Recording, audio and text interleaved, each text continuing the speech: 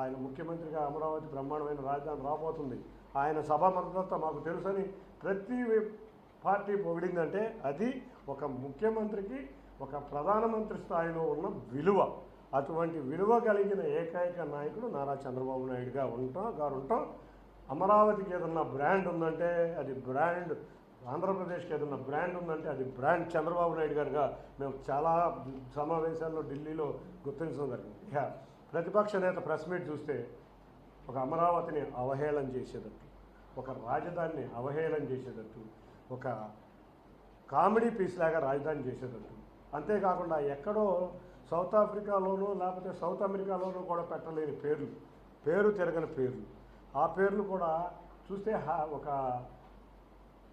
కపటి నాటకం దాంట్లో దాగి. ఆ కపటి నాటకం ఏంటంటే వాళ్ళు అమరావతి పేరుని అపహాస్యం చేసే విధంగా మావి గన్ అంట. అసలు చూస్తే ఇంతకన్నా దారుణమైన పరిస్థితి ఏమన్నా ఉందా? ఒక ఢిల్లీ పేరుంటే ఒక వైబ్రేషన్ వస్తుంది, ఒక హైదరాబాద్ పేరుంటే ఒక వైబ్రేషన్ వస్తుంది, ఒక ముంబై పేరుంటే ఒక వైబ్రేషన్ వస్తుంది, ఒక వైజాగ్ అంటే ఒక వైబ్రేషన్ ఉంది, ఒక మచిలీపట్నం అంటే ఒక వైబ్రేషన్ ఉంది, గుంటూరు అంటే ఒక వైబ్రేషన్. అన్నిటికన్నా నేను ఉండే విజయవాడ అంటే అది విజయవాడే ఒక వైబ్రెంట్ సిటీ. ఇటువంటి చక్కటి పేర్లు ఉన్న నగరాల్లో ఉంటే అమరావతికి ఒక అపహాస్యం చేసే పేరుని ఇచ్చావు అంటే నీ చరిత్ర ఎంత హీనంగా ఉందో ఇవాళ ఆంధ్రప్రదేశ్ ప్రజలకు అర్థమవుతుంది. మేమందరం కూడా పేరుతో సహా నగరాన్ని గొప్ప నగరంగా భావించాలని తెలిసాం. అటువంటి నగరాన్ని నువ్వు అపహాస్యం చేసేటట్టు నువ్వు పెట్టి పేరును కూడా ఒక కామెడీ పీస్ చేస్తున్నావంటే నీకున్న క్రెడిబిలిటీ అర్థమవుతుంది. అందరికీ ఒకటే గుర్తుంచుకోవాలి, మళ్ళీ మాయనాటకాలు మళ్ళీ మొదలైంది. మావి గన్ అంట. అసలు మావి గన్ అంటే ఏంటి? మచిలీపట్నం, విజయవాడ, గుంటూరా? మరి అమరావతి రాజధాని ఎక్కడుంది? నాకు అర్థం కావట్లా. ఇవాళ సిఆర్డిఏ రీజన్ మొత్తం అమరావతి రాజధాని కింద నోటిఫై అయ్యింది. విజయవాడ ఎక్కడుంది? సిఆర్డిఏలో ఉంది. గుంటూరు ఎక్కడుంది? సిఆర్డిఏలో ఉంది. బందర్ బోర్డర్ వరకు కూడా సిఆర్డిఏ రీజనే ఉంది. నందిగామ విజయవాడలో ఉంది, సిఆర్డిఏలో ఉంది అంటే అమరావతిలో ఉన్నట్టే. తెనాలి సిఆర్డిఏలో అమరావతిలో ఉంది, మంగళగిరి అమరావతిలో ఉంది. అంటే ఇంత విస్తీర్ణమైన నగరంలో సుమారు మచిలీపట్నం దగ్గరికి కూడా మేము వెళ్ళి క్యాపిటల్ని సిఆర్డిఏ రీజన్ని తీసుకొస్తే నువ్వు మళ్ళీ కాపటదారు విజయవాడకి ఏదో చేద్దామన్నట్టు, గుంటూరుకి ఏదో చేద్దామన్నట్టు. మేము ఉన్నాం ఆల్రెడీ క్యాపిటల్లో. నీకు అసలు ముఖ్యమంత్రి చేసావయ్యా నువ్వు. అసలు సిఆర్డిఏ రీజన్ లిమిటే తెలియపోతే అట నాకు అర్థం కావట్లా. సిఆర్డిఏ రీజన్ లిమిటే మచిలీపట్నం వరకు ఉంది, సిఆర్డిఏ రీజన్ లిమిటే గుంటూరు దాటి ఉంది, సిఆర్డిఏ మధ్యలో విజయవాడ నగరం ఉంది. ఇంకా కావాల్సిందే ఉంది. విజయవాడ నగరం ఒక విశిష్టత ఏంటంటే నీ పార్టీని ఏ రోజు కూడా విజయవాడ నగరానికి మా వాళ్ళకి అందరికీ అర్థమయ్యే ఉంది కాబట్టి మా ప్రజలందరూ కూడా ఏ రోజు నీకు ఇక్కడ ఒక లోక్సభ సభ్యత్వం కూడా ఇచ్చే పరిస్థితిలో ఈ నగరం లేదు. నువ్వు దొంగనాటకాలు ఆపమని కోరుకుంటూ ఇవాళ చిలక పలుకులు పలుకుతున్నారు కొంతమంది జగన్ శిష్యులు. చిలక పలుకుల వెనక వాళ్ళ బాధ మా అందరికీ తెలుసు. పార్లమెంటు వేదికగా ఏం జరిగిందో మాకు తెలుసు. వాళ్ళ పార్లమెంటు సభ్యులు మా దగ్గరికి వచ్చి చాలా బాధను వ్యక్తం చేశారు.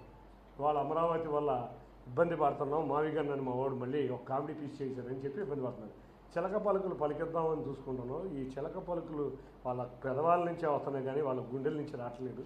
పాపం వాళ్ళ బాధలను చూస్తే నాకు కూడా బాధగా ఉంది. ఇప్పుడైనా ఖైదీలుగా విముక్తై ఈ ప్రాంత అభివృద్ధికి మీరు మాతో రండి అంటే మాతో సహకరించండి.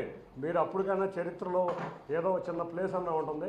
ఇవాళ ఒకటే చెప్తున్నాను, అమరావతిలో నేను ఒక బ్రహ్మాండమైన ప్యాలెస్ కట్టాను. అమరావతి రాజధానిగా ఉండబోతుంది. కాబట్టి నేను ఎలక్షన్లో 2019లో నాకు ఒక్క ఛాన్స్ ఇవ్వండి, అమరావతి రాజధాని అని చెబితే నీకు ప్రజలు ఒక్కసారి చూద్దామని అధికారం ఇచ్చారు. అది కూడా ప్రజలను రకరకాలుగా మభ్యపెట్టి రకరకాలుగా డ్రామాలు ఆడితే ఒక ఛాన్స్ ఇచ్చారు. నువ్వు 3 రాజధానులు అనగానే మేము 2024 ఎలక్షన్స్కి విశాఖపట్నం శ్రీకాకుళం నుంచి అనంతపూర్ వరకు అమరావతి రాజధానిగా ఉండబోతుందని ఎలక్షన్లో ఇస్తే కూటమి ప్రభుత్వానికి 94% స్ట్రైక్ రేటు ఇచ్చారు. నువ్వు 3 రాజధానులు అంటే జగన్ రెడ్డి 11 రెడ్డి అయ్యాడు. ఇప్పుడు అమరావతిని వ్యతిరేకించటం వల్ల ఈ జగన్ రెడ్డి 11 రెడ్డి 3 రాజధానుల వల్ల అయ్యాడు. అదే 11 రెడ్డి 0 రెడ్డి కాబోతున్నాడు. ఇవాళ చరిత్రహీనుడు కాబోతున్నాడు. కాబట్టి ప్రజలందరూ నీ మీద వ్యతిరేకతతో ఉన్నారు.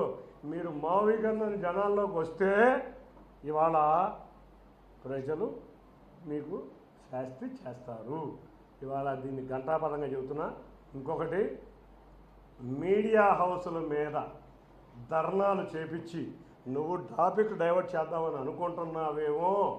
నీ చరిత్ర ప్రజల దగ్గర ఉన్నది.